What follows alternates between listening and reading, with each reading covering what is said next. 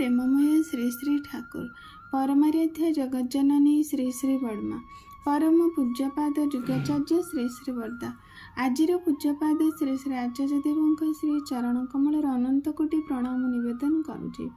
सभी गुरु परिवार श्रीचरण अनंत कोटि प्रणाम निवेदन करुछि। मोर वीडियो देखुथिबा प्रत्येक गुरु भाई और माँ मानक अंतरर आनंदित जय गुरु श्रद्धा भक्ति भल पाइबा प्रत्येक श्रोता बंधु मानक समस्त को मोर अंतरर आनंदित जय गुरु।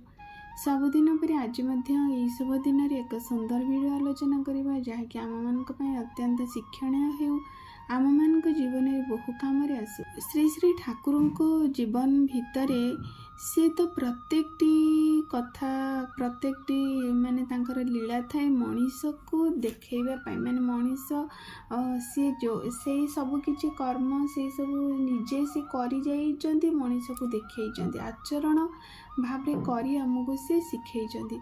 तेणु तांकर से लीला माध्यम एक सुंदर आलोचना आज रही परिवार पाई वैकुंठ परिवार पाई नारीर मर्यादा गोटे वैकुंठ परिवार गठन करने नारीर मर्यादा किपरि भावे करबा उचित ताहा श्री श्री ठाकुरंकर आलोचना माध्यम आज आम जानिबा। प्रकृति देखा जे अनेक स्वामी अछंती निजर मरदपणिया को जाहिर करने को जाई निजर सहधर्मिणी प्रति अत्यंत रुक्ष दारुण मंतव्य देवा सहित शारीरिक निर्यातना मध्य करने कुंठाबोध से करते बरं आत्मसंतोष अनुभव करते यही सब व्यवहार करी एभली आत्मतृप्ति प्रकृत आत्मार शुभदायक हुए ना कारण अन्य मनरे कष्ट दे किए केभे भी कौन भल रही पारे किंतु बरं से गोटे शैतान प्रकृतिर तांका मनोभाव थाए माने ई नारी जगत पाई विशेष करी तांको पत्नी उपरे यह परोक्षरे आत्मघाती छड़ा अन्य किछि भी नहीं।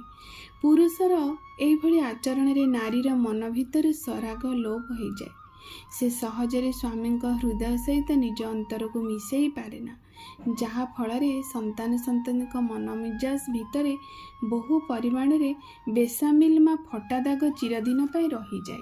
सेथिपाई शिशुटी जन्म हेबा परे सहजरे बापा को बेखातिर करने को पछाए नहीं। सेहीपरि मार मध्य स्वामी प्रति भक्तिपूत आचरण रे त्रुटि थाए तेबे ताही पिलार चैतन्य जगत को बहु परिमाण रे असंजत करी रखिदिए। ताहार परिणति स्वरूप सेही संतान माँ को मध्य अवज्ञा और किछि माने भल व्यवहार भी मध्य करेना। मर्यादा पुरुषोत्तम श्री श्री ठाकुर नारीर आत्ममर्यादा उपरे गुरुत्व दे कहती स्त्री प्रति सहधर्मिणी प्रति स्वामीर भी गोटे स्नेहल श्रद्धा थाए। प्रत्येकंकर व्यक्तित्वर ही गोटे मर्यादा रही आत्ममर्यादाशील जो मैंने से मैंने अन्य को भी यथायोग्य मर्यादा दियंती। पारस्परिक मर्यादा दान अंतर्निहित श्रद्धाबोध ही परिचय दिए। उभय उभय को श्रद्धा भाव रे भल श्रद्धा करिबा स्वामी स्त्री प्रति ठीक भाव रे मर्यादा देवा सम्मान करिबा श्रद्धा करिबा स्वामी मध्य स्त्री प्रति करिबा स्त्री मध्य स्वामी प्रति करिबा ए परस्पर रे आदान प्रदान स्नेह श्रद्धा भल पाइबा सम्मान गोटे घर को वैकुंठ परिवार कर जार जेते टिके मर्यादा प्राप्य ताकू जदि सेते टिके मर्यादा दिया न जाए तेबे पारस्परिक संपर्क सुस्थ और स्वाभाविक रहेना एटा कौन सी भाव रे रुहेना। श्री श्री ठाकुर कहती जार जेतिकी गोटे स्त्रीर जेतिकी मर्यादा ताको सेतिकी दरकार गोटे स्वामींकर जेतिकी मर्यादा ताको सेतिकी दरकार जदि से मर्यादा उभय उभय पाउनाहांती ताहले सेठी संपर्क सुस्थ रहेना स्वाभाविक मध्य रही पारे ना।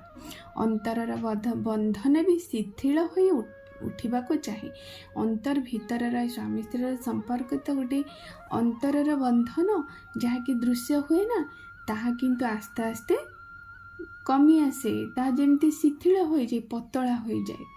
स्त्री प्रति सश्रद्ध व्यवहार आउ एक विशेष प्रयोजन अच्छी।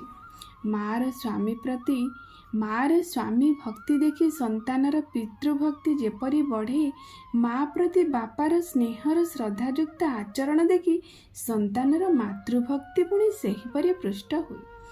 ତାହେଲେ ଦେଖନ୍ତୁ ସନ୍ତାନମାନଙ୍କର ପିତୃଭକ୍ତି ମାତୃଭକ୍ତି ମାନେ ସେ ବଢ଼ିବାଟା କାହା ଉପରେ ନିର୍ଭର କରେ? ସ୍ୱାମୀ ଭକ୍ତି ଓ ସ୍ତ୍ରୀ ପ୍ରତି ସ୍ନେହଳ ଶ୍ରଦ୍ଧାଯୁକ୍ତ ଆଚରଣ ଯଦି ସ୍ୱାମୀଙ୍କର ଦେଖିବ, ସ୍ତ୍ରୀ କରିବ ସ୍ୱାମୀଙ୍କ ପ୍ରତି ସ୍ୱାମୀ ଭକ୍ତି। ଏଇ ଉଭୟଙ୍କର ଏ ଭିତରର ଯେଉଁ ପାରସ୍ପରିକ ଯେଉଁ ସମ୍ମାନ, ଯେଉଁ ବ୍ୟବହାରଟା ଦେଖିଲେ ସନ୍ତାନ ଉଭୟ ପିତାମାତାଙ୍କ ପ୍ରତି ସଶ୍ରଦ୍ଧ ହୁଅନ୍ତି, ସମ୍ମାନ ବୋଧ ଜାଗ୍ରତ ତାଙ୍କ ମଧ୍ୟରେ ହୁଏ। ଏଇ ପିତୃଭକ୍ତି ମାତୃଭକ୍ତି ସନ୍ତାନମାନେ ଭବିଷ୍ୟତରେ ଉନ୍ନତ ମସ୍ତିଷ୍କର ସନ୍ତାନ ହୋଇପାରନ୍ତି। ଆଲୋଚନା ପ୍ରସଙ୍ଗ ଚତୁର୍ଥ ଖଣ୍ଡରେ ଶ୍ରୀ ଶ୍ରୀ ଠାକୁର ଏହା କ୍ଲିଅର ଭାବରେ କହିଛନ୍ତି। ଏଠାରେ ପ୍ରକୃତରେ ଚିନ୍ତା କରିବା ଉଚିତ ଯେ ଆମେ ଗୋଟିଏ ବୈକୁଣ୍ଠ ପରିବାର ରଚନା କରିବା, ତେବେ ତାହାର ର ମେଟେରିଆଲ ଗୁଡ଼ିକୁ ତ ଯଥାବିଧି ସଂଗ୍ରହ କରି ନେବାକୁ ଆମକୁ ପଡ଼ିବ। ଗୋଟେ ବୈକୁଣ୍ଠ ପରିବାର ତିଆରି କରିବା ପାଇଁ ତାର ତ ଯାହା ଫାଉଣ୍ଡେସନ୍, ତାର ଯାହା କିଛି ଦେଇକି ଦେଲେ ଗୋଟେ ବୈକୁଣ୍ଠ ପରିବାର ହେବ, ତାକୁ ତ ଆମକୁ ଆଣିବାକୁ ପଡ଼ିବ।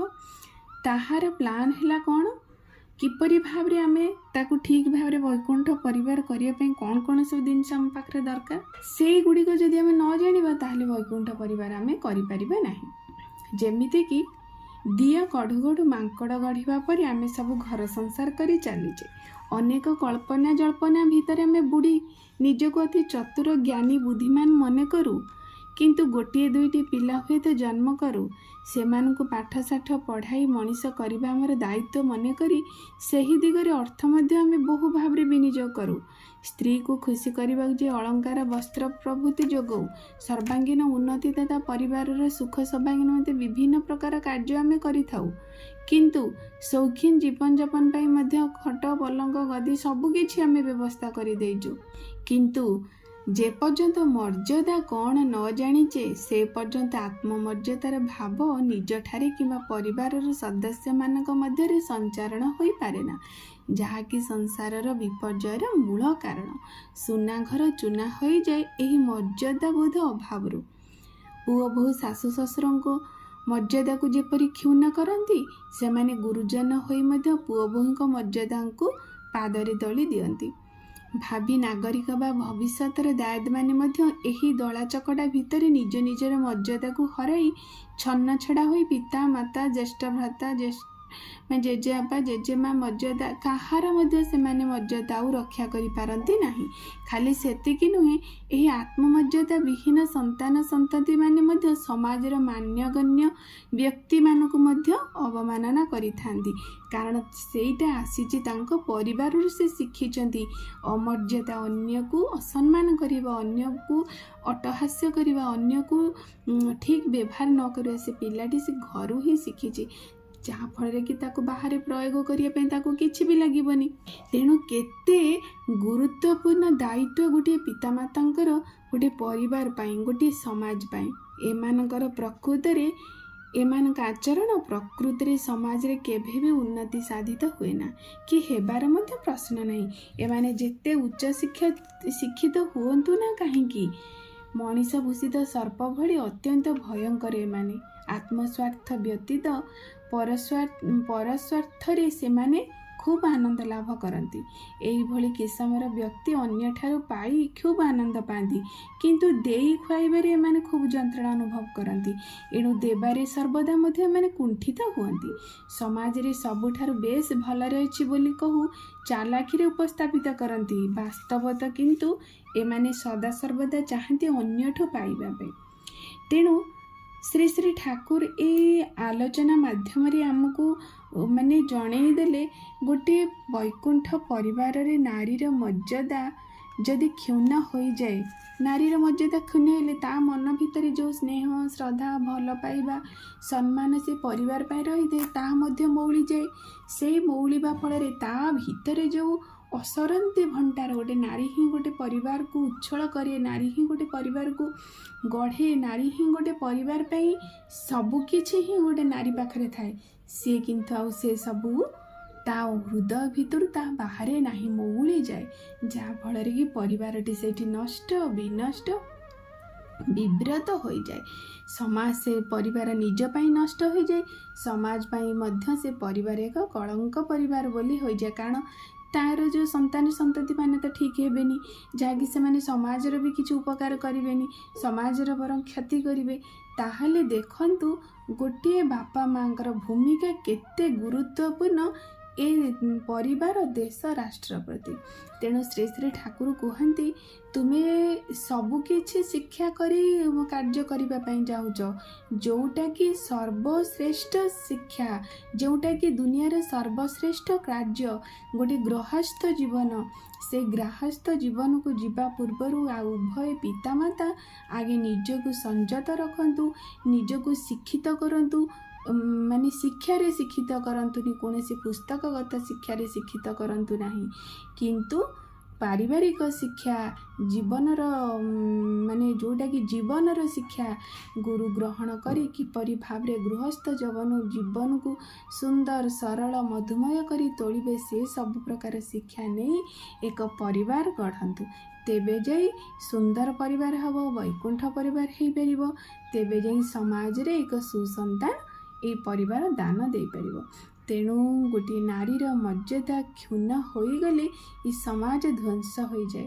ତେଣୁ ପ୍ରତ୍ୟେକ ପରିବାରରେ ମାନେ ଉଭୟଙ୍କୁ ସମ୍ମାନ କରନ୍ତୁ, ଉଭୟଙ୍କୁ ମର୍ଯ୍ୟାଦା ରକ୍ଷା କରି ବ୍ୟବହାର କରନ୍ତୁ, ଉଭୟଙ୍କୁ ସଦ୍ ବ୍ୟବହାର କରନ୍ତୁ। ତେବେ ଯାଇ ବୈକୁଣ୍ଠ ପରିବାର ପ୍ରତ୍ୟେକଟି ପରିବାର ହୋଇପାରିବ। ଛୋଟିଆ ଆଲୋଚନାଟିଏ, କିନ୍ତୁ ଏହା ବହୁ ମାର୍ମିକ। ଏହି ଆଲୋଚନାକୁ ଆମେ ପ୍ରତ୍ୟେକ ଆମ ଭିତରେ ମାନେ ଜାଣିଲେ, କରିଲେ ଆମେ ନିଶ୍ଚିନ୍ତ ଭାବରେ ଏହାର ସୁଫଳ ପାଇପାରିବା। ରହୁଛି। ଜୟ ଗୁରୁ।